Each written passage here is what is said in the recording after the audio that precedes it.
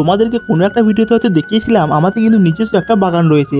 আর আজকে সকালে যখনই আমি আমার বাগানের দিকে আসি আমি তো পুরোই অবাক হয়ে যাই, কারণ আগের দিনের ঝড়ের জন্য আমাদের বাগানে যে মেন দুটি গাছ ছিল, মানে লিচু গাছটা ও পেয়ারা গাছটি, সেটা কিন্তু একেবারে হেলে গিয়েছে। তাই এদিকে আমি ভাবি গাছগুলোকে সোজা করার জন্য।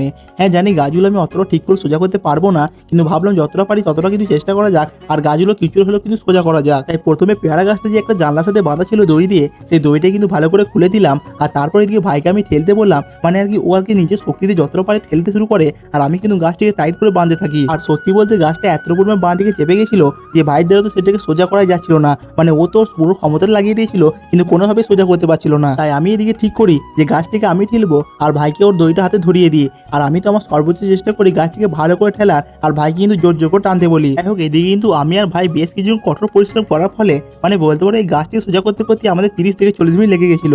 আর এদিকে কিন্তু ফাইনালি আমরা দড়িটাকে নিয়ে একটা জানলার মধ্যে কিন্তু ভালো করে টাইট করে বেঁধে ফেলি। আর এদিকে তো আপাতত আমাদের এই একটা গাছ, মানে এই পেয়ারা গাছটি আপাতত কমপ্লিট করা হলো বেঁধে, আর এখনো তো একটা গাছ বাকি আছে। মানে প্রথমে যে দেখেছিলাম লিচু গাছটা, ওটা নয় কোনো একটা পরের ভিডিওতে তোমাদের বেঁধে দেখিয়ে দেবো।